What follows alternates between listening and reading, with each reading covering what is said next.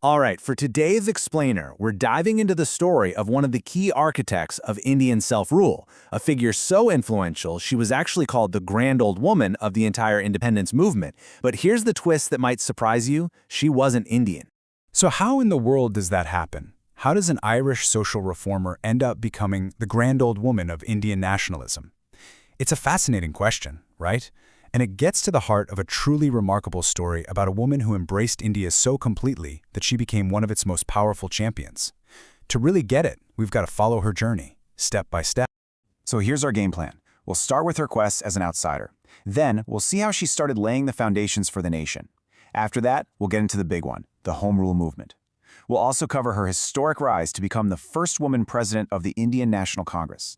And finally, we'll tackle her legacy, which is a bit more complicated than you might think.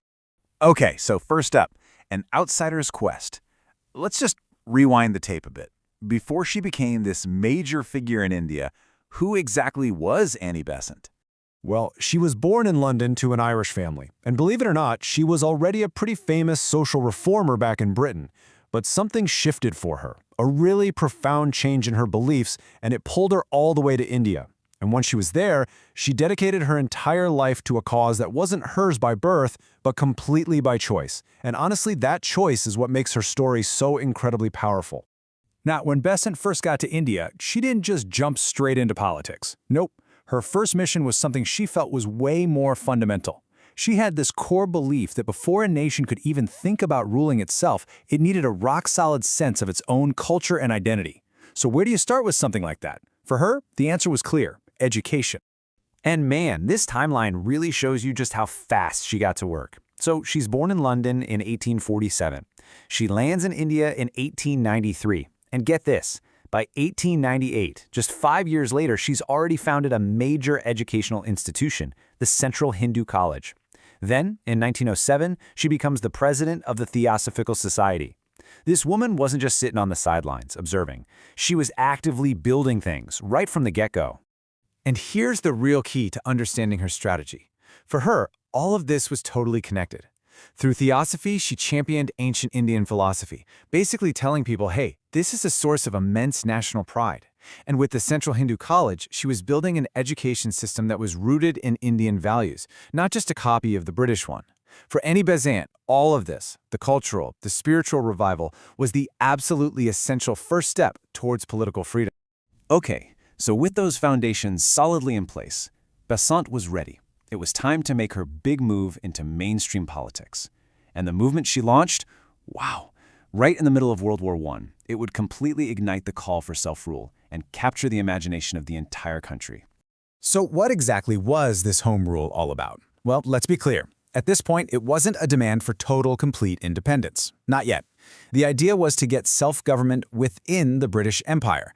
Think of it like the status that colonies like Canada and Australia had. You'd run your own affairs, but still be part of the empire. It was a really powerful and maybe more importantly, a tangible goal that a lot of people could get behind.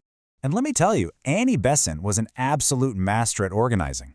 First, she founded the All India Home Rule League in 1916.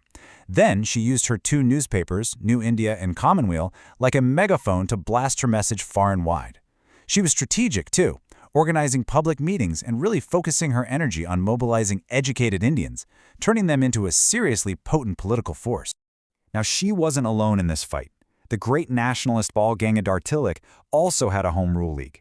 But check out this tale of two leagues. It really shows the difference in their strategy and scale. Tilak's league was established in April 1916 and was focused on a specific region, with about 6 branches. Besant's, started just a few months later, went for the whole enchilada. She aimed for the rest of India and built a massive network of over 200 branches.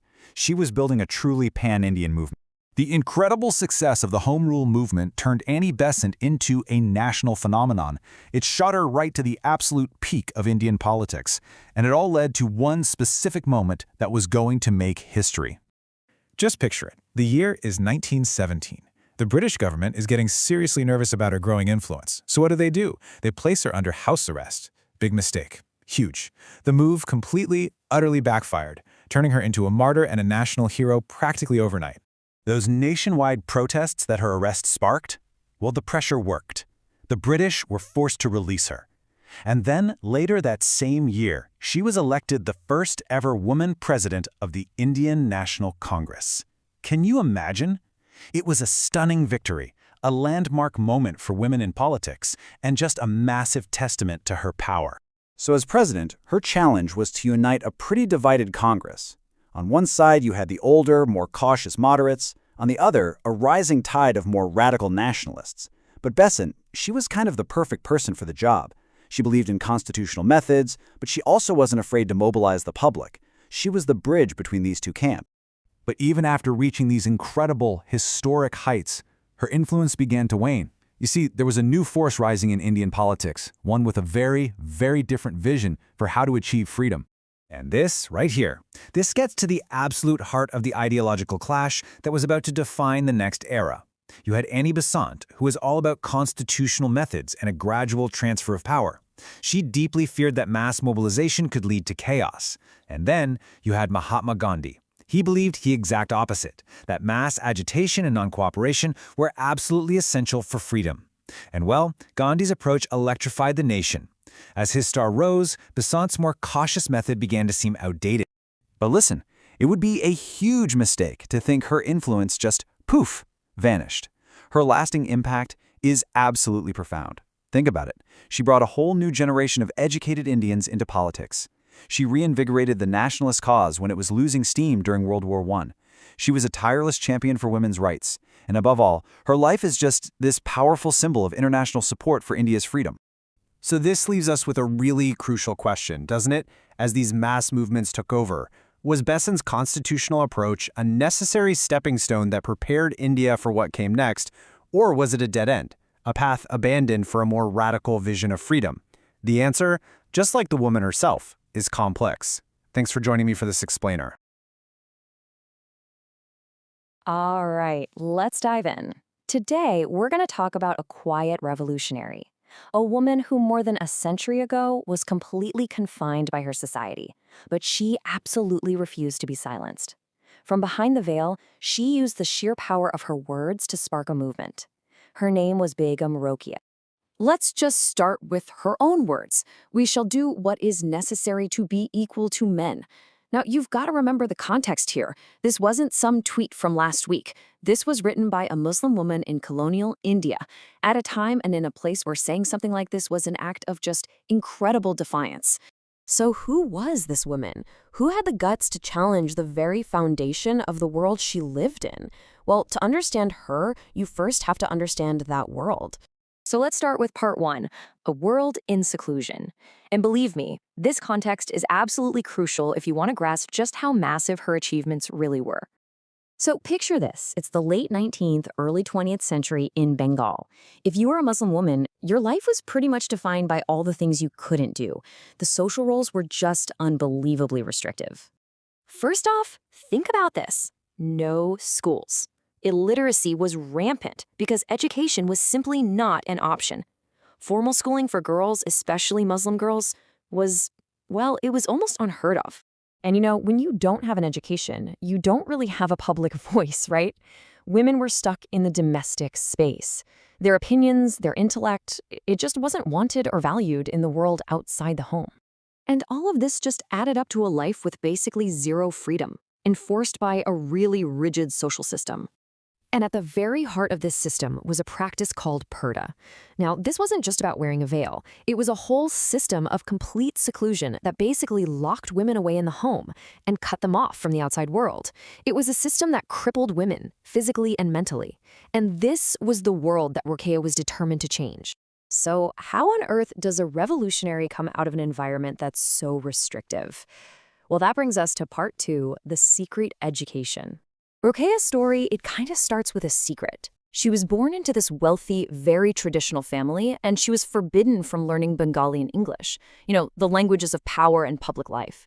But in total defiance of that tradition, her brother secretly taught her, and later her husband continued to champion her education. This secret, clandestine learning, it would become her greatest weapon. So what did she do with that weapon? Let's move on to part 3 and see how she used literature to build a dream of a brand new world. She didn't just write stories. Oh no. She basically waged war with her pen. Literature became her way of launching this radical social critique, a way to imagine a world that was the complete and total opposite of her own. And check this out, this brilliantly shows her most famous work, Sultana's Dream. In reality, men ran everything, and women were hidden away. But in her fictional Ladyland, women were in charge, ruling with science and technology, while the men were the ones living in seclusion. She literally flipped the script on patriarchy. And using science fiction was just a genius move. By calling it a dream, she could float these radical ideas about female empowerment that would have been totally shocking otherwise. This is actually considered one of the earliest works of feminist science fiction in the world. But she wasn't just a dreamer. She was also a sharp, sharp critic of the world around her.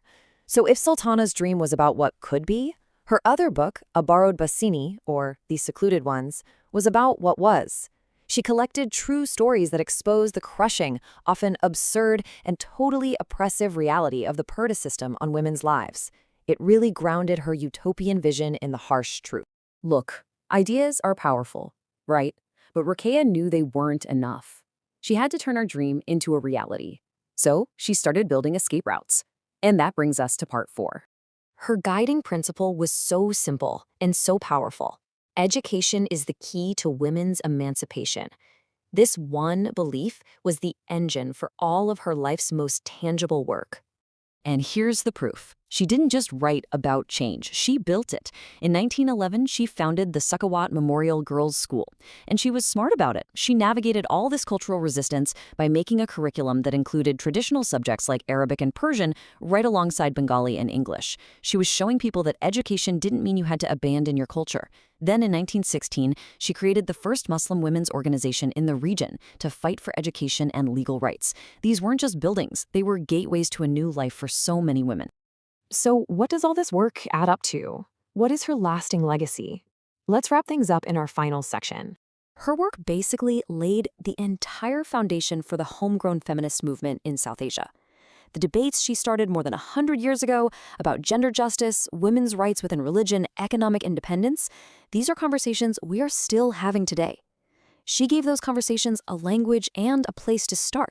And to really get a sense of just how important she was, it helps to put her alongside some other giants of Indian social reform. Pioneers like Savitribai Phule, who fought for education for girls from lower castes, and Pandita Ramabai, who fought for the rights of widows. Just like them, Rokeya is a foundational pillar of feminist history in the subcontinent, a true pioneer. So we'll end with this. Begum Rokeya used a science fiction story, a dream, to imagine a better world. And then she spent the rest of her life trying to actually build it. It really makes you wonder, in our own time, what dreams are we using to challenge our reality? And what tools are we building to make them come true?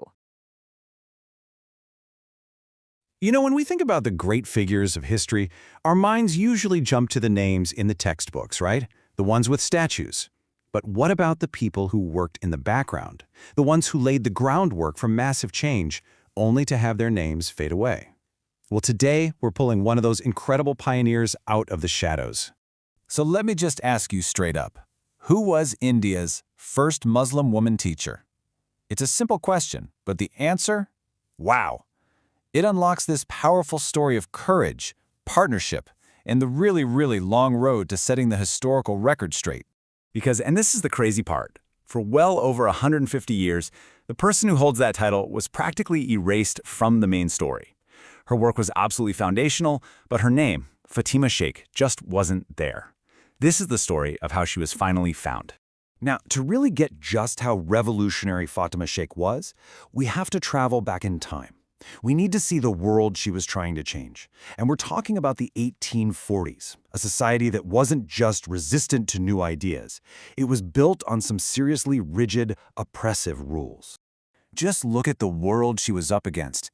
Education wasn't a right, it was a privilege, and it was guarded fiercely by the upper castes. If you were a woman, especially from a Dalit or Muslim community, the doors to learning weren't just locked. They were triple locked by caste, by religion, and by gender. The very thought of sending a girl to school was seen as a threat to the social order. On top of all that, the Purdah system kept so many women completely cut off from public life. But, even in an environment this hostile, change was brewing. Two of India's most famous social reformers, Jyotirao and Savitribai Phule, had this incredible vision: education for everyone, especially for girls and people from marginalized castes. But a vision like that, it put them on a direct collision course with pretty much everyone in power. I mean, just imagine this for a second. You're fighting for a cause you believe in with every fiber of your being, but the pushback is so brutal that your own family kicks you out of your home. That is exactly what happened to the Fuhils in 1848. They were outcasts, homeless, and their dream of starting a school, it was about to die. Their whole movement was hanging by a thread. And then, right when it looked like it was all over, an answer appeared: Fatima Sheikh and her brother, Usman. They didn't just offer their condolences, they offered them a home. They opened their doors to the Phules, giving their mission not just a place to survive, but a place to truly begin. And this is where you see the real partnership. Savitribai Phule is, quite rightly, celebrated as India's first female teacher. But Fatima Sheikh was right there with her, her equal, her colleague. They actually trained together at the same missionary school. So while Savitribai often gets the spotlight, it was Fatima who provided the literal foundation, the physical space in her home that became one of India's very first schools for girls. They were a genuine team. So what they created in the Sheikh family's courtyard wasn't just a school. It was a radical experiment in changing society itself, built on ideas that were decades and decades ahead of their time. See, for them, education wasn't just about learning to read and write. No. It was a political act. It was a tool for liberation. It was a way to take a sledgehammer to centuries of oppression and give dignity back to people who had it stolen from them. This idea of inclusive education was the beating heart of their work. It's what made them so dangerous to the status quo. And Fatima Sheikh was right there on the front lines. She wasn't just some silent partner who offered up her house. She was a teacher, an organizer, a trailblazer. She was in the classroom with Dalit and Muslim kids who were shut out of every other school. She was the one bravely going door to door, trying to convince skeptical families to let their daughters get an education. And for doing all this, she got attacked from all sides, from Orthodox members of her own Muslim community and from the dominant Hindu society. Okay, so if her role was so absolutely crucial, why did her story just vanish for so long? This brings us to the last and maybe the most important part of her story: the long, slow journey from being forgotten to finally being seen. Let's be clear. Her story wasn't lost by accident. It was buried. History is usually written by the winners, by the powerful. And Fatima Sheikh, a Muslim woman fighting for caste and gender equality, she challenged every single power structure of her day. So her story was conveniently overlooked. It took the tireless work of modern feminist and Dalit Bahujan scholars to dig through the archives and bring her story back to life. And the timeline of this neglect is just staggering. Let's put it into perspective. Her work began here in 1848 when she opened her home and co-founded that school. And yet, it wasn't until 2014, let that sink in, 166 years later, that she was finally added to the state school textbooks in Maharashtra, the very place she did all this groundbreaking work. For over a century and a half, kids learned about the Phules without ever hearing the name of their essential partner. It took until 2022 for the world to really take notice when Google honored her with a doodle. It was a fantastic moment for sure, but it just shows you what an enormous generational gap there was in recognizing her legacy. This quote just nails it. She wasn't a side character, she was the forgotten backbone. And this is why her story is so important today. It forces us to ask, whose stories do we choose to remember and whose do we allow to be forgotten? Finding her again isn't just about correcting an old mistake. It's about getting a more honest picture of how real change actually happens.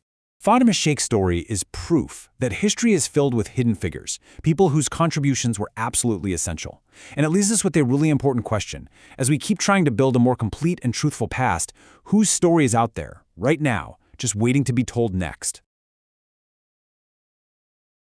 Hello and welcome. When you hear the name Tagore, a certain famous face probably comes to mind.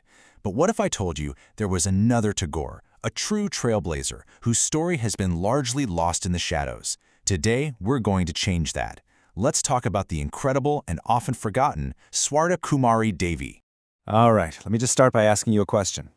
Who do you think was the very first woman to write a novel in the Bengali language? I mean, think about the time, an era when women's voices were pretty much silenced. So who broke through? The answer might not be who you think. To really get how massive this achievement was, you have to picture the world she was living in. This is 19th century Bengal. And while there was a lot of intellectual energy, the Bengal Renaissance, for women, life was, well, it was confined. Their world was the home, the public sphere, the world of politics, of literature, of debate. That was a men-only club. And that brings us to our first section, because this is what makes Swarna Kumari so remarkable. She didn't just step into that club. She basically kicked the door down and held it open for generations to follow. And she did it by breaking through the purdah, the veil of literature. So the answer to that question? It was Swarna Kumari Devi. Yep, a Tagore.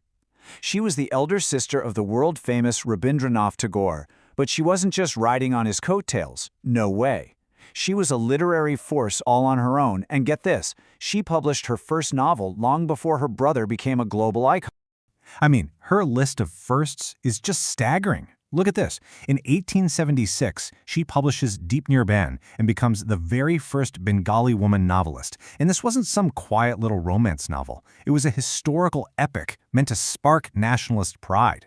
Then she takes over as editor of the journal Bharati and stays in that role for over 30 years, shaping the literary conversation. By the time she won the Jagatorni Gold Medal in 1927, she was more than a writer. She was an institution. But Swarna Kumari's vision went way beyond just writing. She knew that words on a page weren't enough. If you want real change, you have to build something. And that's where she becomes this incredible architect of social change. In 1886, she founded the Sakhi Samiti, which translates to the Society of Friends. Now, this was absolutely revolutionary. An organization led by women for women? It was practically unheard of. But she created it with a crystal-clear mission, to help women become educated and self-reliant. So what did it actually do? Its mission was brilliantly practical. 1, it provided a lifeline, shelter and education for widows and other women in need. 2, it helped them achieve economic independence by organizing craft fairs to sell their work. And 3, it created a community, a safe space for women to support each other and grow. And here's what's so amazing. This just shows how far ahead of her time she was. This model of combining support with job skills and economic freedom, well, it's the direct ancestor of the modern self-help groups, or SHGs, that empower millions of women across India today. Her idea from 1886 is still transforming lives. Now, her work as a writer and a social reformer, it all came together to forge this third, powerful identity, a voice for the entire nation. Because for her, you couldn't separate the fight for women's rights from the fight for India's freedom. They were one and the same. And she wasn't just writing about it from a distance. Oh no, she was in the arena. She was one of the very first women to ever attend the Indian National Congress sessions, walking right into the heart of male-dominated politics. She was a huge supporter of the Swadeshi movement, and she used her powerful pen to urge people to buy and use Indian goods. And this right here is the crucial point. Her vision of nationalism was fundamentally different. While a lot of mainstream nationalists were focused on one thing, political freedom from the British, Swarna Kumari saw a much bigger picture. She argued that a nation could never, ever be truly free if half its population wasn't. For her, you couldn't have national regeneration without women's emancipation. Period. So, all of this brings us to her legacy. A legacy that is every bit as powerful as it is, unfortunately, overlooked. I think this quote just says it all. Her true genius was in building bridges. She connected literature, social reform, and nationalism, showing they weren't separate fights. And in doing so, she put women right at the center of India's cultural and political awakening, exactly where they belonged. When you boil it all down, her greatest contribution was this. She tore down walls. She expanded the public space, creating room for women's voices where there had been silence before. She made it not just legitimate, but necessary for women to write, to organize, and to be part of the great debates shaping their nation's destiny. Swarna Kumari Devi was a true architect of modern India. Her story, once you hear it, is just unforgettable. And it leaves you with a pretty big question, doesn't it? How many other key architects of our history are still out there, waiting in the shadows to be rediscovered? All right, today we're diving into the incredible story of a woman who showed up to her own graduation ceremony, but not just for a degree. She came with a revolver and an idea that was about to make history. So picture this. It's Calcutta University, February 6, 1932. You've got this really formal university convocation, all the pomp and circumstance of the British Raj. Dignitaries are there, graduates are all lined up, but what nobody knows is that this whole ceremony is about to be completely shattered. So the governor of Bengal, a guy named Stanley Jackson, he gets up to give his speech. And just as he starts, a young graduate, Beena Das, stands up, and in this one swift motion, she pulls a revolver from under her robes and fires 5 times, right at the governor. Now, the assassination attempt actually failed, but can you imagine the chaos? It sent an absolute shockwave through the colonial administration. But here's the thing. This was no random act. Not at all. This was a calculated political statement from an incredibly determined young woman. So that begs the question, right? Who was this student, and what on earth would drive her to risk literally everything for this one symbolic act? Well, let's find out. Okay, so to really get a grip on why she did what she did, we have to understand the world she came from. We're talking about Bengal in the early 1930s, a place that was just simmering with rebellion. You have to remember, this was a time of just intense nationalist feeling. A lot of young people were getting really frustrated with how slow things were changing. They were kind of disillusioned with the whole nonviolent approach and started to think, you know what? Armed resistance is the only way we're going to wake this country up and really challenge the British. And Bengal was the absolute epicenter of all this revolutionary activity. And here's what's so important to understand. She was not some lone wolf acting on her own. No way. She was part of a whole network of resistance.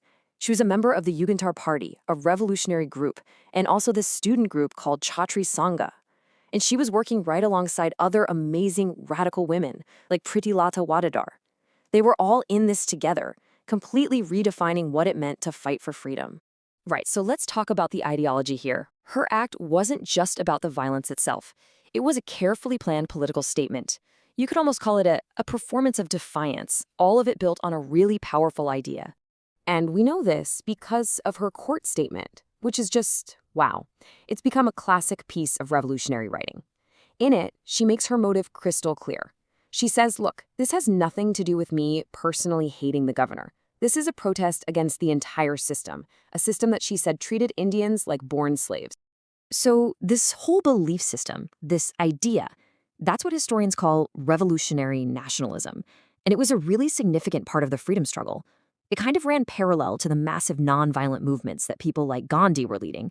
And sometimes it was even in direct contrast to them. See, for revolutionaries like Beena Das, these daring, high-profile acts weren't just random. They were meticulously planned. The whole point was to prove that Indian resistance was not going to back down, that they could strike right at the heart of the British Empire and shatter that whole illusion that the British were invincible. But, of course, an act like this comes at a huge personal cost. And her life after this one defining moment, well, it was a mix of continued struggle and political work, but also, in the end, a really tragic story of neglect. For what she did, she was sentenced to 9 years. 9 long years of what was called rigorous imprisonment. And it was absolutely brutal. We're talking serious physical hardship and psychological trauma. She actually wrote about it all later in her memoirs, and the details are just haunting. And get this, her commitment didn't stop when she got out of prison. Not even close.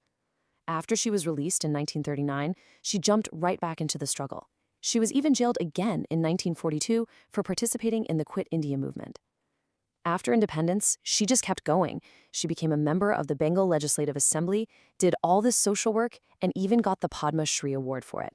I mean, her fight for India just never stopped. But here's the really tough part of the story. Despite this entire lifetime of service and sacrifice for her country, her final years tell a very different and very sad tale. It's a story we see happen again and again, unfortunately. So many of these revolutionaries, especially the ones who were on the more radical side of things, were basically neglected, forgotten, after the independence they fought so hard for was finally won. So, why does her story matter so much? Why is it so crucial that we remember Beena Das today? What can we learn from her incredible life?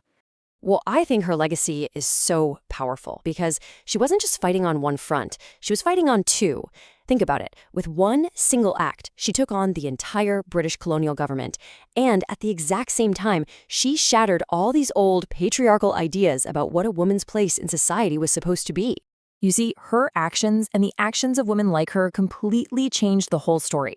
The old stereotype was that women were just passive supporters, on the sidelines of the freedom struggle. But she and her contemporaries demolished that idea. They proved that women weren't just supporters. They were active revolutionaries. They were strategists. They were frontline combatants in the most radical parts of the movement. So what she represents is this crucial and honestly often overlooked chapter of India's freedom struggle. Her life is a powerful reminder that the fight for independence wasn't just one single story. It was fought on many different fronts, with all kinds of different methods, by so many different kinds of heroes. She just embodies that raw courage, the conviction to stand up for what you believe in, no matter what it costs you. And all this leaves us with one last big thought. Beena Das's story was nearly lost.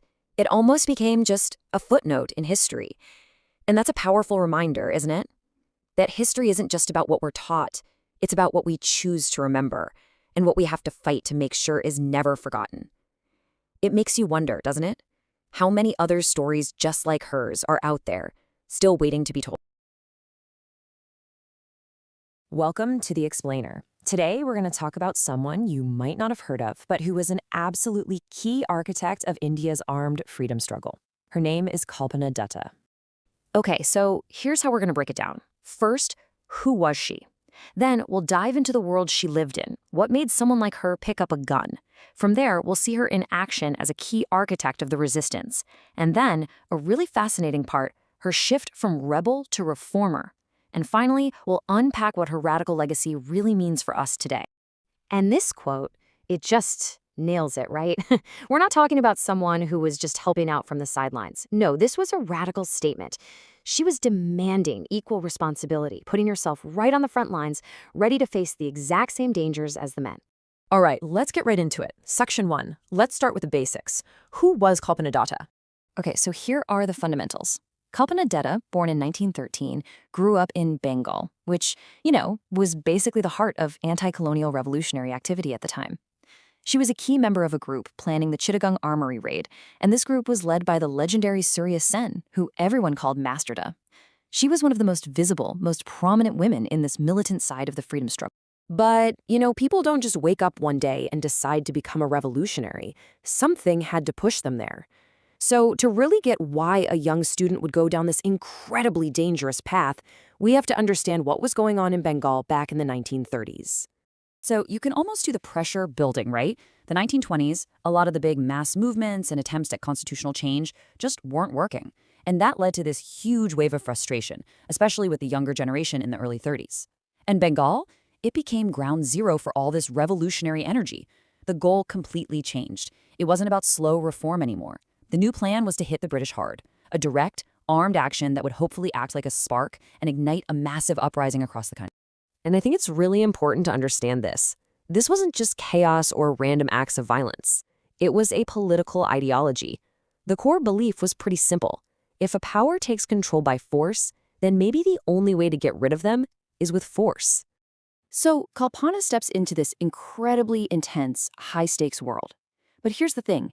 She doesn't just join the movement. She becomes an architect of it, and in doing so, she basically shatters every single idea about what a woman's role in this fight was supposed to be. I mean, just look at this progression. This is a very deliberate step-by-step transformation into a combatant. She starts with a student group, the Kshatri Sangha. But then, things get serious. She's training in martial arts, she's learning to shoot, and then step 3, learning to make bombs. This is absolutely crucial. She wasn't just some passionate follower. She was systematically turning herself into a soldier, a key weapon for Surya Sen's Republican Army.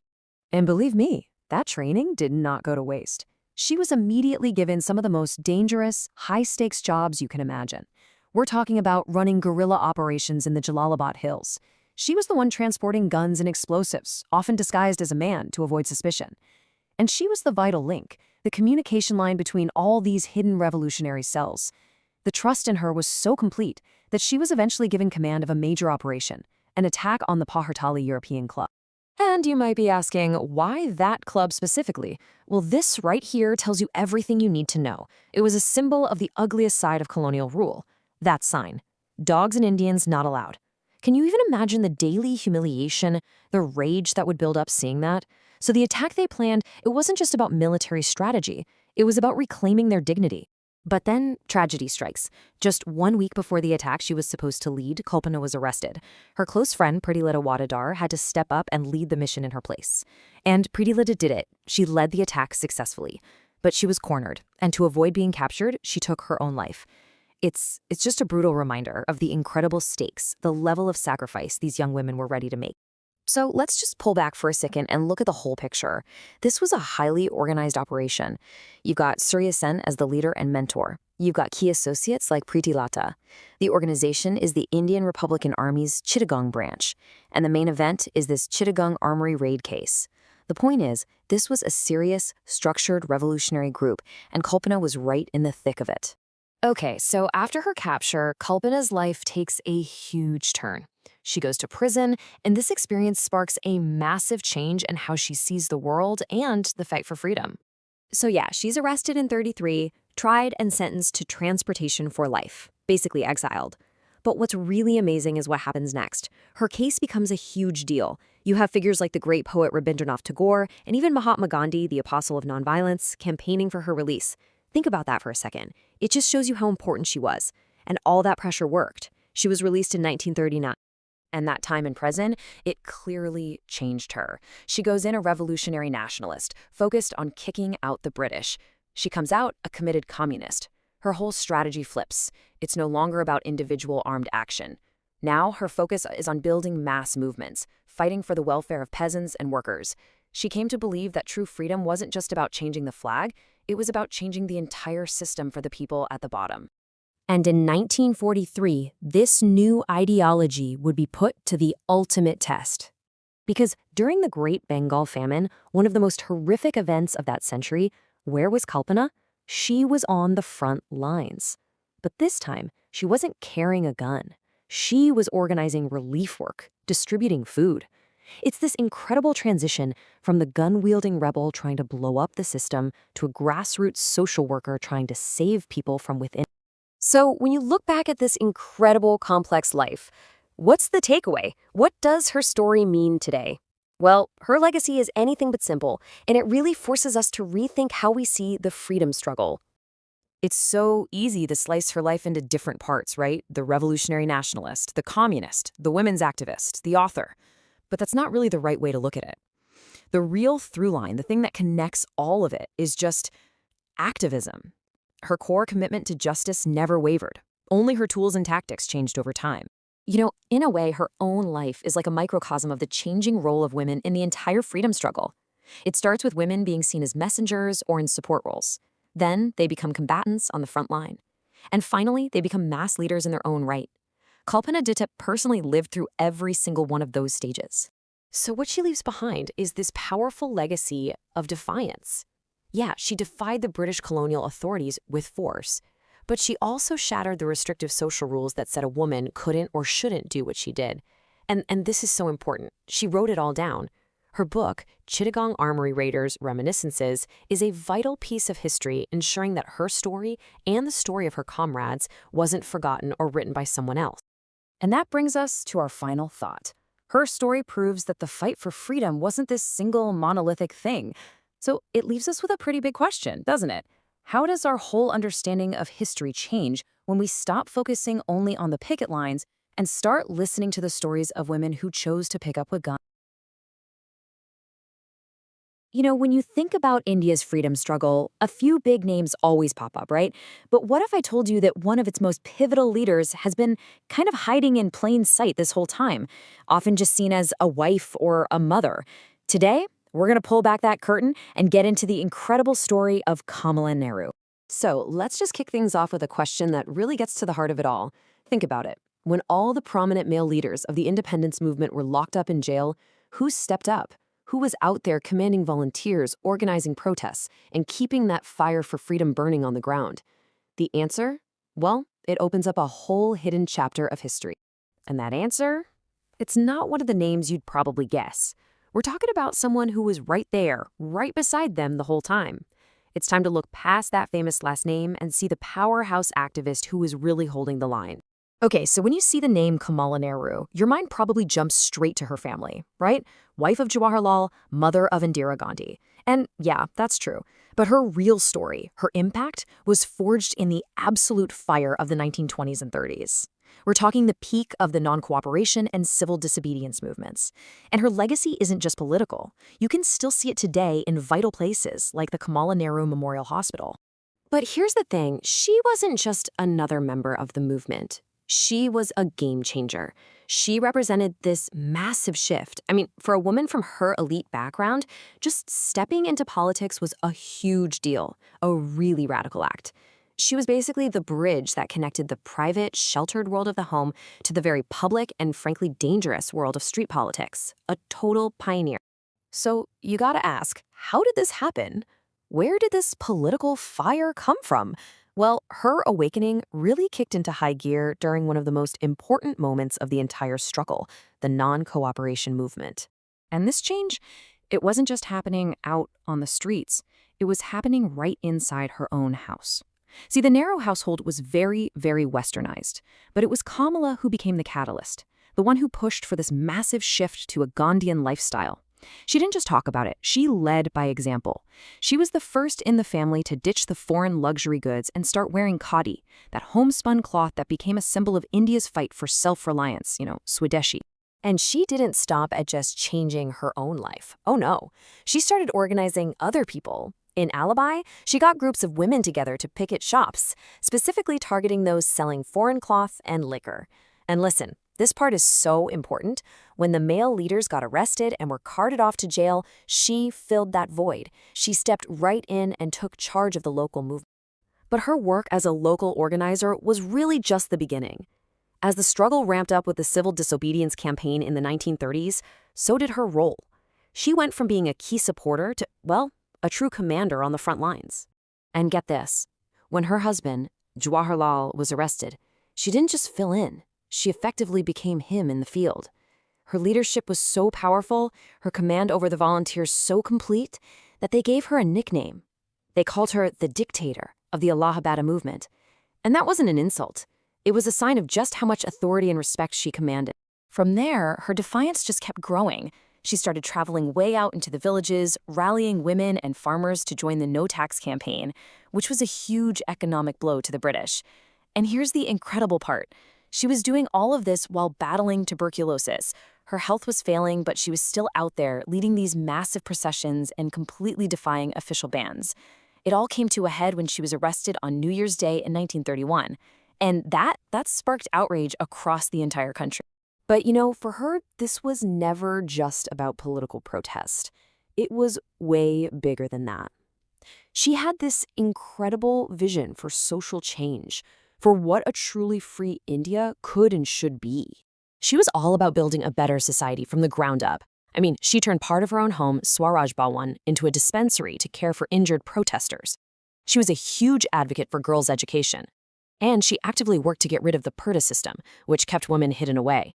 See, for Kamala, freedom wasn't just about swapping out one set of rulers for another. It was about rewriting the fundamental rules of society. Okay, so when you put all of this together, what's the takeaway? What is her lasting legacy? How did she really, truly change the freedom struggle? Her legacy is absolutely transformative. She made it normal to see women on the front lines, leading protests, even going to prison. Her personal sacrifice made the whole struggle more human, and she proved, without a doubt, that women weren't just there for show. They were strategic, essential leaders. And in doing all that, she basically created a political blueprint for the next generation, which of course included her own daughter, Indira. There's this core idea in Gandhian nationalism that really captures her contribution perfectly. It's the idea that personal suffering, choosing to face boycotts, protests, even jail time, could be turned into a powerful political weapon. Kamala Nehru was the living embodiment of that idea. She took her personal sacrifice and turned it into this unstoppable force for changing the entire nation. Her story is just such a powerful reminder, isn't it? That so much of history is written by and about just a handful of people. And it kind of leaves you with this one big question to think about. How many other incredible people who literally shaped our world, are still out there, just waiting in the shadows for their stories to finally be told? So today we're going to talk about a figure who didn't just witness history, she literally made it. From the streets of India's freedom struggle all the way to the highest halls of global power, Vijayalakshmi Pandit was a pioneering diplomat, a formidable politician, and a true stateswoman whose influence helped shape the 20th century. But before we dive deep, let's just start with a question that really frames her global significance. Who was the first woman ever to preside over the assembly of the world's nations at the United Nations? And the answer is right there, Vijayalakshmi Pandit, back in 1953. Now, this wasn't just a first for India or for Asia. This was a first for the entire world. I mean, that single achievement alone places her in the absolute highest echelons of global history. So the question is, how did a woman from a newly independent nation reach such a global peak? Well, her journey starts with forging an identity completely separate from one of India's most powerful political dynasties. You know, it would have been so easy to be defined just by her family. I mean, she was the daughter of Motilal Nehru and the sister of India's very first Prime Minister, Jawaharlal Nehru. But she absolutely refused to live in their shadow. Instead, she carved out her own path as a fierce nationalist, a skilled diplomat, and a powerful stateswoman completely in her own right. So where did that independent spirit really come from? Well, it was forged in the fire of India's decades-long struggle for independence. And let me tell you, she was not a passive observer. From the non-cooperation movement of the 20s, through civil disobedience in the 30s, and right into the Quit India movement of 1942, she was an active participant in every single major phase of the Gandhian struggle. And that kind of participation, it came at a huge personal cost. For her activism, she was actually imprisoned by the British on 3 separate occasions. This wasn't just political theory for her. She literally sacrificed her own freedom for the cause of a free India. But her work wasn't just on the streets in protest. She was also a pioneer in government, breaking barriers long before India was even an independent nation. Just think about this for a second. In 1937, a full decade before independence, she became India's first ever woman cabinet minister. In a world where this was an almost unheard of position for a woman, especially in a colonized nation, she was already shaping policy in public health and governance. Okay, so after India finally gained its freedom in 1947, her role pivoted. She became the new nation's face to the world, and she was shaping its early foreign policy during one of the most tense periods in modern history. I mean, can you imagine the geopolitical tightrope she had to walk? First, she's ambassador to the Soviet Union. Then she's ambassador to the United States. We're talking the 2 opposing poles of the Cold War. Her task was to represent a newly independent, non-aligned India to superpowers who are demanding that everyone pick a side. It was a monumental diplomatic challenge, to say the least. And get this, even before independence was official, she was establishing India's moral voice on the world stage. In 1946, she led the charge at the UN against the racial discrimination of Indians in South Africa. This was one of the earliest international stands against apartheid, and it really positioned India as a leader in the global fight for human rights. So all of this experience as an activist, a minister, and a top diplomat, it all led to the absolute pinnacle of her career, a moment that would change the United Nations forever. 1953. This was the year it happened. Vijayalakshmi Pandit was elected president of the UN General Assembly. To stop and think about the symbolism here, a woman from a country that had been independent for just 6 years was now presiding over the Assembly of All Nations. It was such a powerful statement to the world. You know, this quote just perfectly captures the essence of her entire life's arc. She carried India's freedom struggle from the streets of protest to the halls of global diplomacy. Her journey wasn't a departure from her activist roots, it was the ultimate fulfillment of them on a global stage. But her story doesn't end there. In her later years, she proved that her deepest commitment was not to power, or even to family, but to the democratic principles she had fought for her entire life. This moment right here reveals her ultimate commitment to principle over power. When her own niece, Prime Minister Indira Gandhi, suspended democracy during the emergency, Pandit came out of retirement to publicly oppose her. She risked family ties and political exile to defend the very soul of the nation she had helped build. I mean, what an incredible act of political integrity. So when we look back, her legacy is just vast and multifaceted. In domestic politics, she was a pioneer. In global diplomacy, a history maker. In human rights, a courageous advocate. She didn't just participate, she broke new ground in every single arena she entered. And that leaves us with a final thought for today. As we look at the world around us, with democratic principles often under threat, what can we learn from her example? What does it mean to champion democracy with such conviction that you're willing to challenge anyone, even your own family, to defend it? It's a powerful question, and her life provides a pretty powerful answer. Welcome to The Explainer. Today, we're diving into the story of a truly remarkable woman who shaped modern India in ways you might never expect. See, she wasn't just a freedom fighter, she was really the architect of the nation's cultural soul. Okay, so let's start with a question for you. When you think about the cultural heart of India, the amazing theaters, the timeless crafts, the heritage that really defines the country, who do you picture as the person who built all that? Well, the answer might actually surprise you. It's a woman named Kamala Devi Chattopadhyaya who believed that political freedom was really just the first step. And this quote, it just nails her core philosophy, that a nation's soul is built on its art, and that empowering artisans is a direct line to empowering women. So how in the world did she pull it off?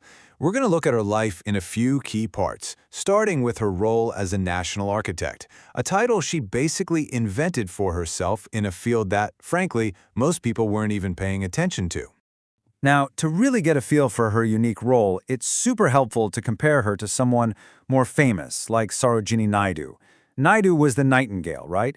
The beautiful, poetic voice of the movement. Kamala Devi, though, she was the architect, the practical, hands-on builder of the nation's cultural and economic future. But her work as this cultural architect was built on a foundation of some seriously radical political action.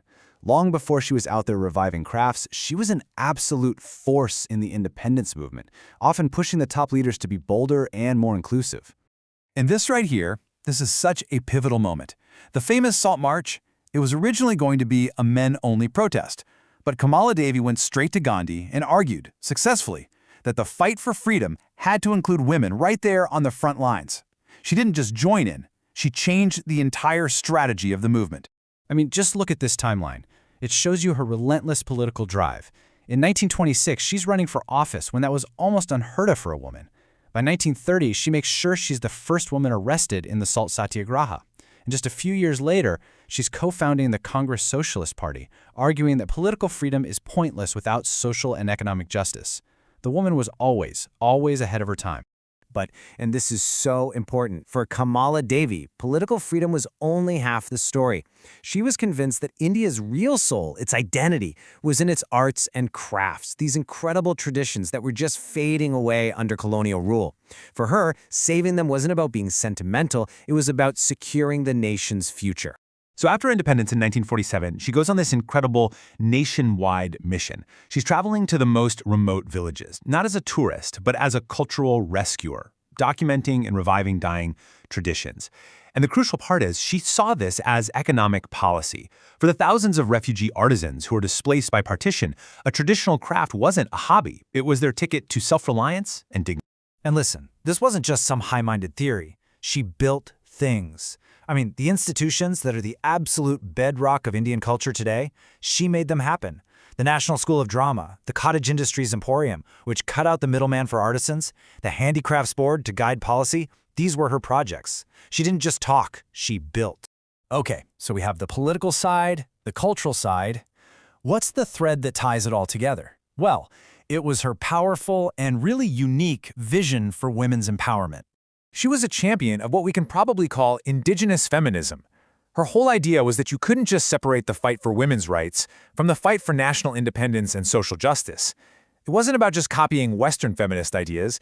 It was about defining what liberation meant on India's own terms. And this, right here, is the absolute heart of her feminist vision. For Kamala Devi, a woman earning her own living through a traditional craft, whether it was weaving a sari or shaping a pot, that was a profoundly political act. It was a direct path to economic freedom, a way to express her culture, and a source of incredible self-worth. So, when you put it all together, what's the big takeaway from this incredible life? After all this building, all this fighting, what is her true legacy? Well, it's not something you're going to find carved in stone or forged in steel. You won't see giant statues with her name on them. It's something much more woven into the fabric of the nation. It's a living, breathing thing. It's something you can literally see and touch and hear every single day in modern India. Her legacy is that vibrant, bustling marketplace at the Cottage Emporium. It's in the powerful performances at the National School of Drama. It's every single artisan who can make a living today from a craft that she helped pull back from the brink of extinction. It's even in the very town of Faridabad, which she helped build on cooperative principles for refugees. It's a legacy that works and breathes and lives. You know, Kamala Devi's story is just this powerful reminder that culture isn't some relic in a museum. It has to be actively built and fought for and preserved. And her life kind of leaves us with a question, doesn't it? In our own time, what parts of our culture are we fighting to save? Today, we're diving into the story of a truly remarkable woman, Rajkumari Amrit Kaur. Now, she was born a princess with a life of unbelievable luxury pretty much guaranteed, but she chose a totally different path, a path that led her to become the main architect of a new nation's entire health system. She literally traded her palace for a purpose. I mean, just think about that question for a second. How on earth does one single person build a health system for a nation of hundreds of millions, especially a nation that's just coming out of centuries of colonial rule? It sounds impossible, right? Well, to get to the answer, we have to follow her incredible journey. This right here, this is the central paradox of her entire life. On one side, you have the sheer opulence of the Kuberthala royal family, and on the other, you have the massive, gritty challenge of building a public health system from absolutely nothing. She existed in both of these worlds, but at the end of the day, she chose to serve the people. She became a true servant leader. So how does that happen? How does a princess become a patriot? It all starts with one single, life-changing choice. Look, with an Oxford education and a royal title, a life of comfort, of influence, of high society, it was all hers for the taking. But she turned her back on all of it. She took a hard look at the reality of her country and chose the difficult, dusty road of service instead. And this wasn't just some casual thing.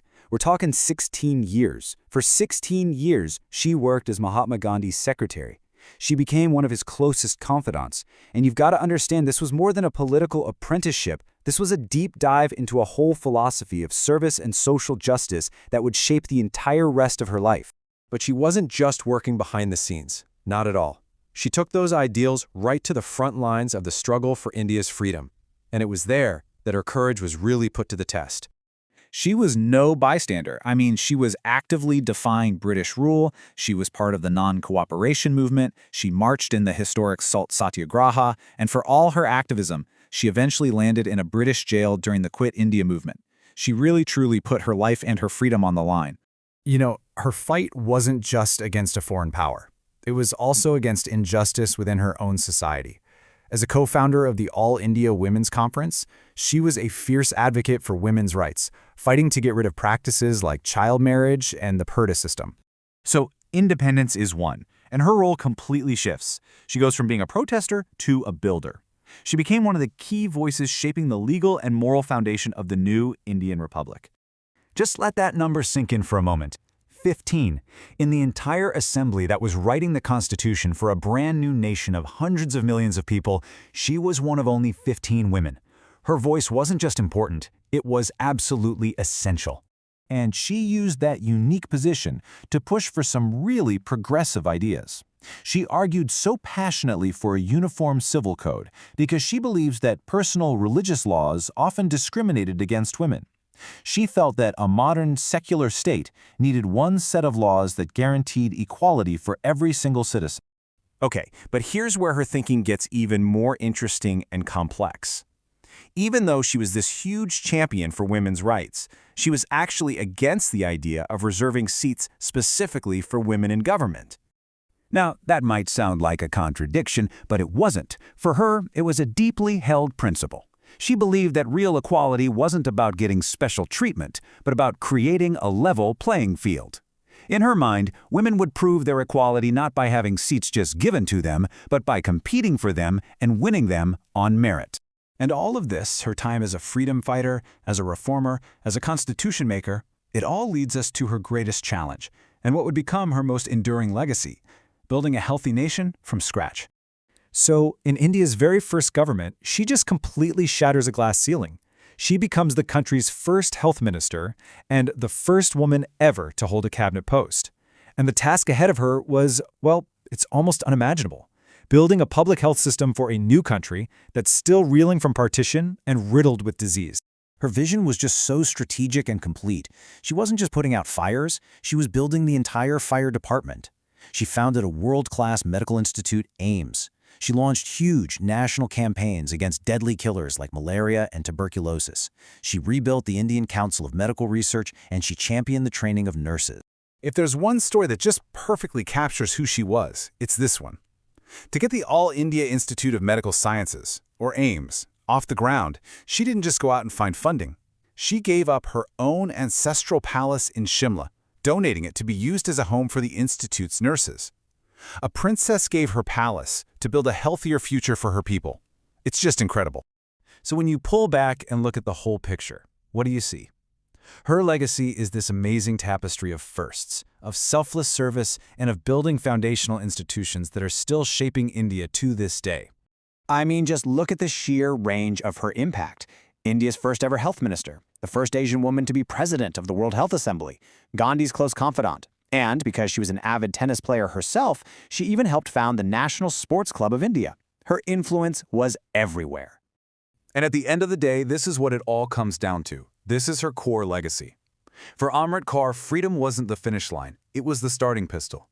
The real point of independence was to build a state that actually cared for its people, and she made public health the bedrock of that entire vision.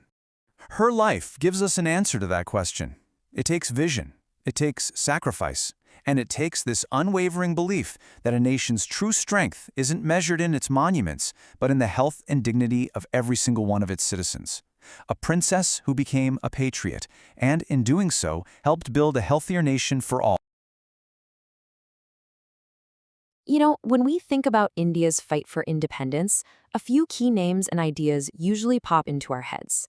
But today, we're going to talk about someone who was absolutely pivotal, yet often gets overlooked. She was an architect of Indian nationalism who believed that freedom, well, it had to be forged not just in protests, but in strength. So let me ask you this. What if true independence, really shaking off that colonial mindset, required something more than just marches and boycotts? What if it meant you had to fundamentally rebuild yourself from the inside out? For Sarala Devi Chowdhury, this wasn't just some theory. It was everything. See, for her, a nation could never be truly free until its people were strong. And I mean strong in every sense of the word, in their culture, in their bodies, and in their own economy. It was a pretty radical idea, and it really set her apart. So who was this incredible woman? Well, Sarala Devi was the niece of the world-famous poet Rabindranath Tagore. So she grew up surrounded by the amazing intellectual energy of the Bengal Renaissance. But she took that heritage and she channeled it into something brand new, a really assertive kind of nationalism that put culture, feminism, and physical power right at the heart of the movement. Now, to really get what she was doing, you got to see just how different her approach was from the Gandhian politics that, most of us are more familiar with. While Gandhi was focused on nonviolent mass movements and moral persuasion, Sarala Devi's vision was all about being assertive. It was rooted in bringing back cultural identity and really emphasizing physical strength, or Shakti, as an absolute must-have for freedom. And this philosophy wasn't just talk. It led directly to her first major initiative, what she called the cult of strength. And this wasn't just about, going to the gym. It was a direct political statement. She was taking on the British colonial narrative that tried to paint Bengalis, and really Indians in general, as weak or effeminate. And her most famous tool for doing this was something called the Virashtami Vrata. Think of it as a kind of cultural and political ritual, all rolled into one. It was this big annual ceremony she created specifically to build a martial spirit and a deep sense of patriotism in young people. She was using tradition as a way to fuel modern nationalism. Pretty smart, right? So how did it work? Well, it had 3 key parts. First, there was the vow, a public promise to protect the nation. Second, there was the display, people showing off their physical skills with martial arts.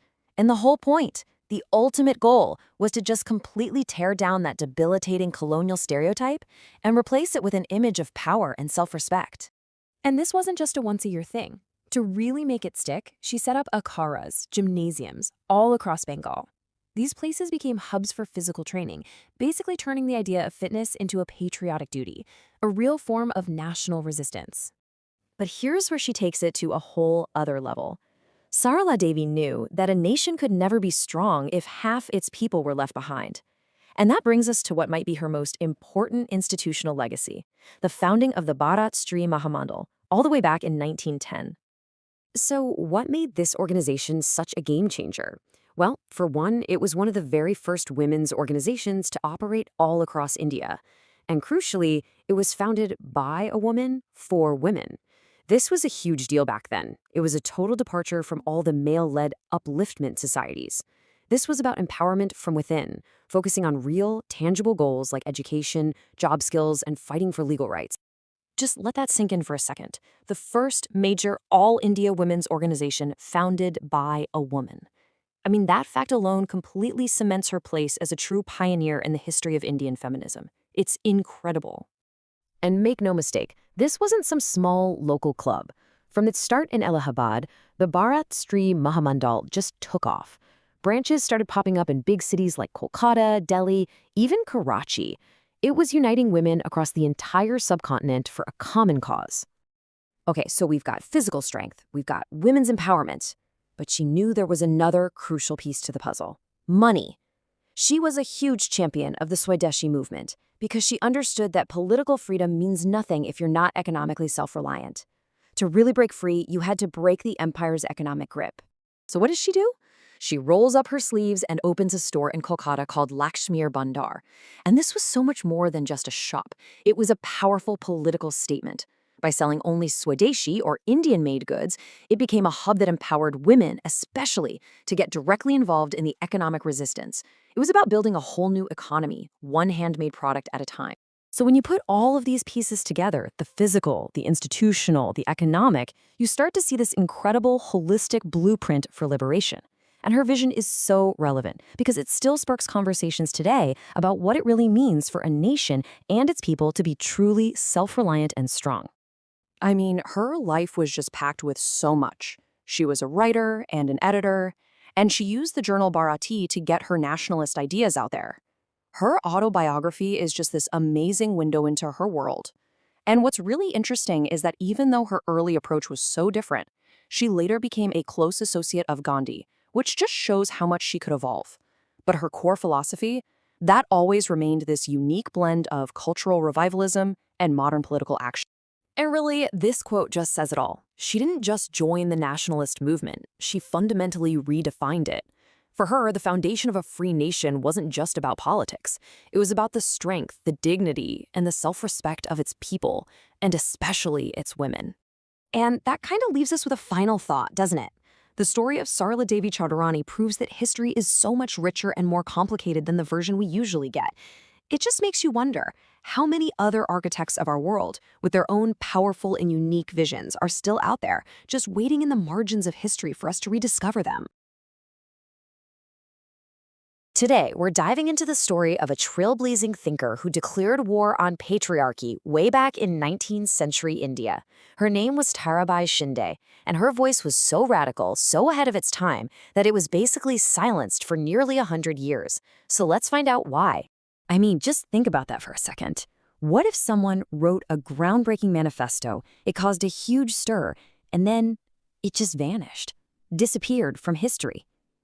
It sounds like a plot from a movie, but it's not. It's the real story of Tarabai Shinde's book, a text that would reappear decades later and change everything. Okay, so who exactly was this woman? Let's get into it. We're talking about a revolutionary who was quite literally rediscovered and whose words, written all the way back in 1882, are going to sound shockingly familiar. All right, so here she is, Tarabai Shinde. She was born in Maharashtra, and you have to picture the world she was living in. Deeply, deeply patriarchal, with a rigid caste system that decided your entire life from birth. But Tarabai wasn't just a quiet observer. No way. She was a fierce critic, a real reformer. Then, in 1882, she did something absolutely incredible. She published this text, Stri Purush Tulana. And let me tell you, this wasn't some gentle request for a few changes. Nope. This was a direct, fiery, unapologetic assault on the injustice she saw every single day. Even the title, A Comparison Between Women and Men, was a shockingly bold move for the time. And today, historians look back on it and realize, wow, this is one of the very first, most well-argued feminist works in all of modern India. It really laid the foundation for so much to come. So what would push someone to take such a huge risk, to write something so dangerous? Well, as it often happens, it wasn't just an idea. It was a specific moment of injustice, a case of public hypocrisy so shocking it lit the fuse. So let's set the scene. The year is 1881, and the story centers on a young widow named Vijayalakshmi. She was from a high-caste Brahmin family, which means society was watching her every single move, and she found herself in a completely impossible situation. Vijayalakshmi was accused of having an abortion, a desperate act to avoid being totally shamed and cast out from society. And for this, the court sentenced her to death. Not jail time, death. And this is what set Tarabai off, the glaring, infuriating double standard. The entire society was condemning Vijayalakshmi, but the man who was involved, he faced zero consequences. None. The hypocrisy was just staggering, and she was not about to let it go. That injustice was the catalyst. Her writing is just filled with this burning anger at a system that holds women to these impossible standards while letting men off the hook. You have to understand, her book wasn't some academic paper. It was a roar of defiance against real suffering she saw in the world.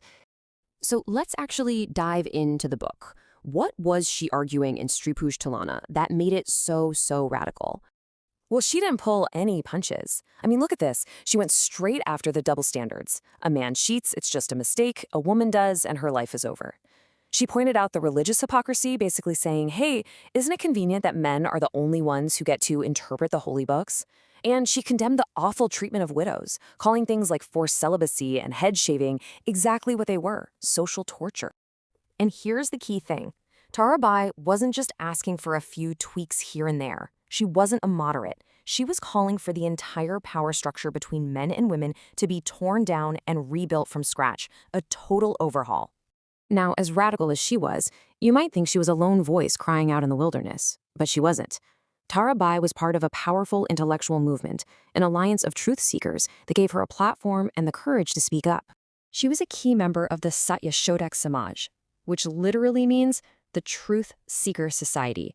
And this was a pretty groundbreaking organization, totally dedicated to social equality and fighting the oppression of the caste system. And her allies were some of the heaviest hitters of the era, Jyotirao and Savitribai Phule. These two were legendary anti-caste reformers who shared her core belief that education and critical thinking were the only real way to achieve liberation for everybody. So, as you can imagine, when her book dropped, the conservative establishment went ballistic. The hostility was intense. But she didn't have to face that storm all by herself. Jyotirao Phule himself publicly defended her in his own publication, celebrating her courage. That kind of support was just massive. So, a book from 1882? What does it really have to do with us today? Well, as we're about to see, Tarabai's work wasn't just ahead of its time. It became a cornerstone for ideas that we are still talking about and fighting over right now. Okay, think about the modern idea of intersectionality. You know, the concept that different kinds of discrimination, like sexism and racism, or in this case, casteism, don't just exist side by side. They overlap and reinforce each other. Tarabai Shinde was writing about this exact concept back in the 1880s, a full century before the term was even coined. She saw with perfect clarity how patriarchy and the caste system work together. And the journey of her book is a story in itself. It comes out in 1882, causes this huge explosion, and then, for almost 100 years, it just disappears. It's basically lost to history. It wasn't until the 1990s that historians rediscovered it, translated it, and brought her powerful voice back into the conversation. And today, it's seen as essential. Ultimately, Tarabai Shinde's legacy is all about giving a voice to the voiceless. Her work is this unflinching look at the world from the perspective of the oppressed, and it demands that we stop looking at history from the top down and start seeing it from the bottom up. And that really brings us to one last big question. Tarabai's story is such a powerful reminder that history is just full of buried truths and forgotten voices. It really makes you wonder, doesn't it? How many other revolutionaries, how many other radical thinkers are still out there just waiting in some dusty, forgotten text to be heard? Welcome to The Explainer.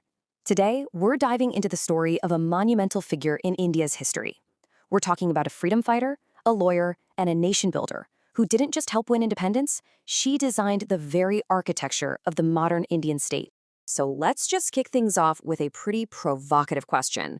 What kind of person, at just 21 years old, earns the title of dictator during a massive national movement? Well, it takes being Durgabai Deshmukh. But hold on, this title wasn't about being a tyrant. Not at all. It was about an absolutely unwavering resolve and a kind of leadership that was simply impossible to ignore. Okay, let's get into our story. Her incredible journey doesn't start in some quiet hall of power. Nope. It begins right on the streets, in the very heart of the protest movement, fighting for India's freedom. I mean, from the very beginning, she was just this force of nature. Get this. At just 12 years old, she's already joining the non-cooperation movement. Then, by 1930, when senior leaders of the Salt Satyagraha are arrested, she doesn't hesitate. She steps right up and takes command, leading the charge in Madras. But her vision was always bigger than just protest. By 1937, she's already building for the future, founding the Andhra Mahila Sabha to empower women. But, that kind of leadership doesn't go unnoticed by the ruling power. Her commitment came at a huge personal cost.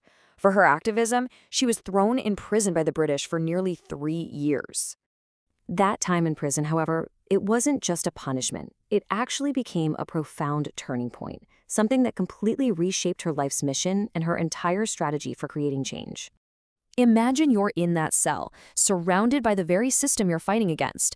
She realized that all the passion and protest in the world, while totally essential, just wasn't going to be enough to dismantle a system so deeply entrenched.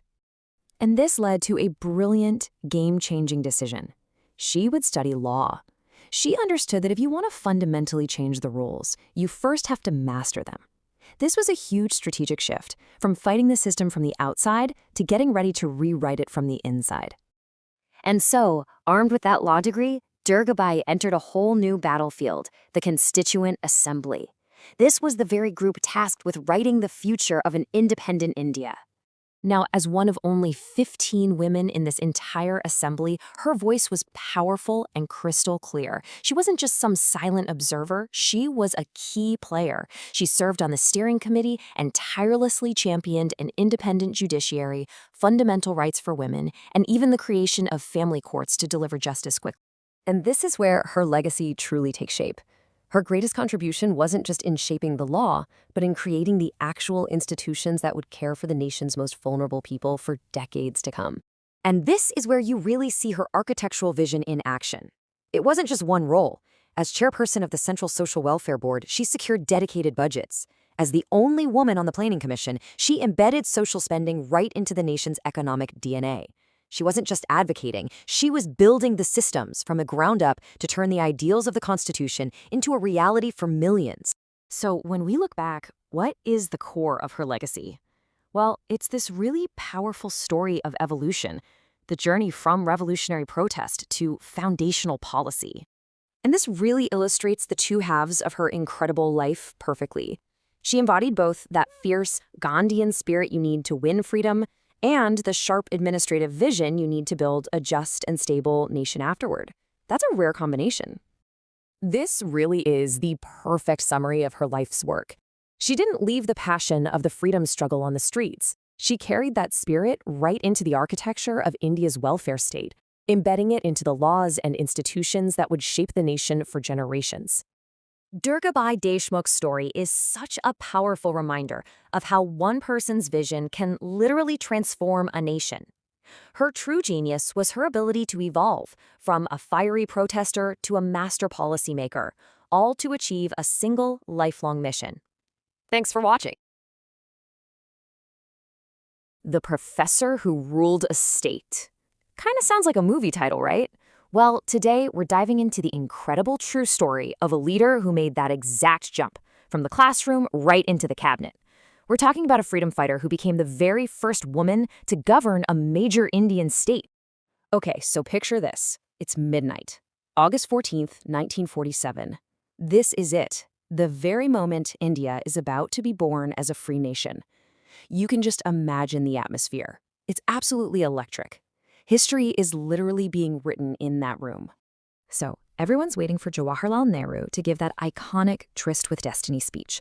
The whole chamber goes quiet. And then, in that complete silence, a single voice starts to sing. A powerful voice singing Vande Mataram, the hymn of the entire independence movement. The big question is, whose voice was it? Well, that voice belonged to a woman named Suksheta Kriplani. And let me tell you, this wasn't just some performance. No way. It was a declaration. It was a symbol of the entire nation's journey. And just as important, it was a testament to the incredible role that women played in that fight for freedom. So who was this woman? Sucheta Kripalani was, well, a total powerhouse.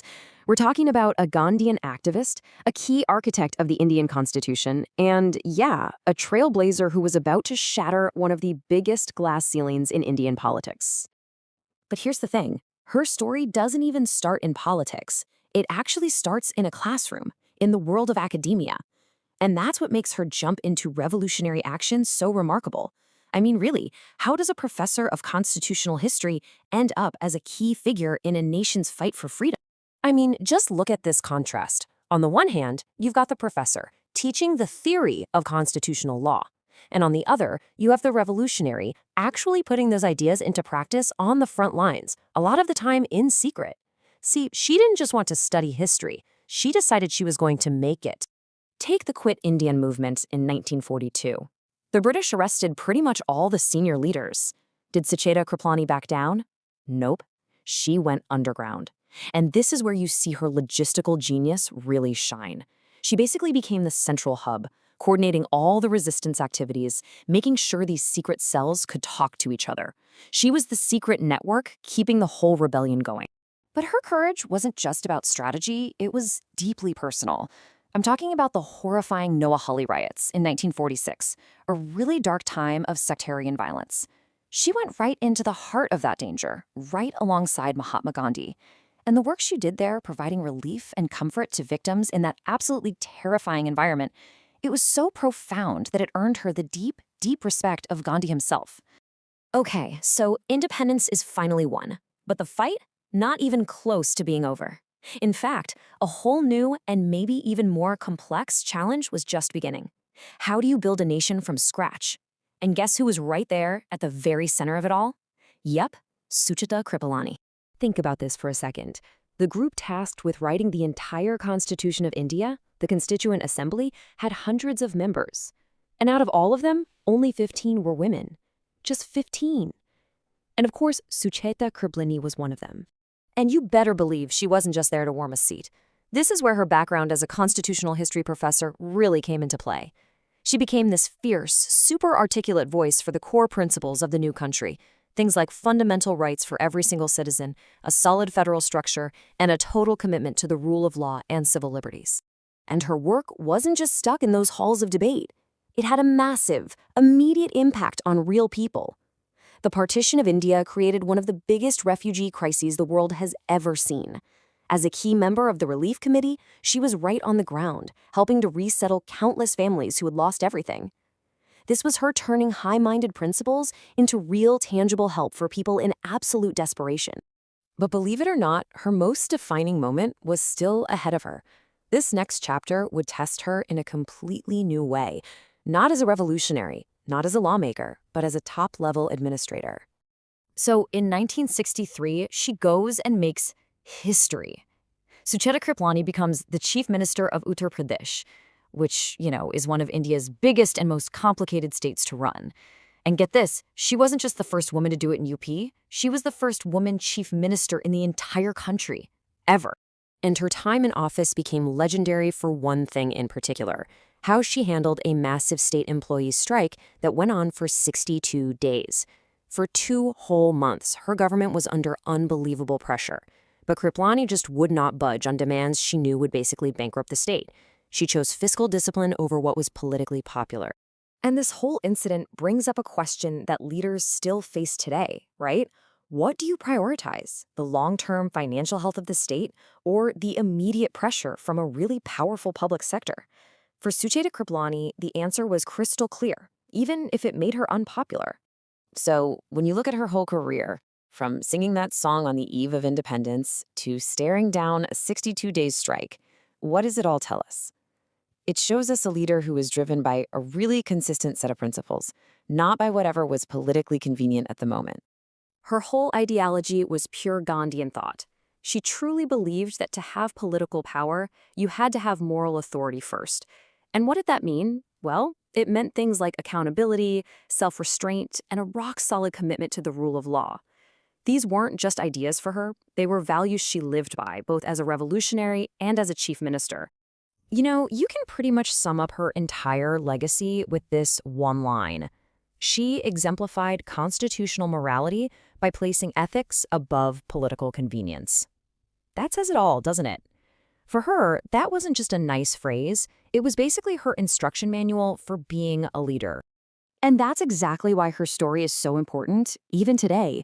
She didn't just break a glass ceiling, she set a brand new standard. She proved without a doubt that a woman could run one of the toughest states in the country with grit and integrity. She created a benchmark for ethical leadership that's just as relevant now as it was then. Which kind of brings us to one last question for all of us. In our modern world, where politics is so often about taking the easy way out, about what's convenient, what can we learn from the professor who ruled a state? From a leader who, time and time again, chose the hard, principled path over the easy one? That's definitely something to think about.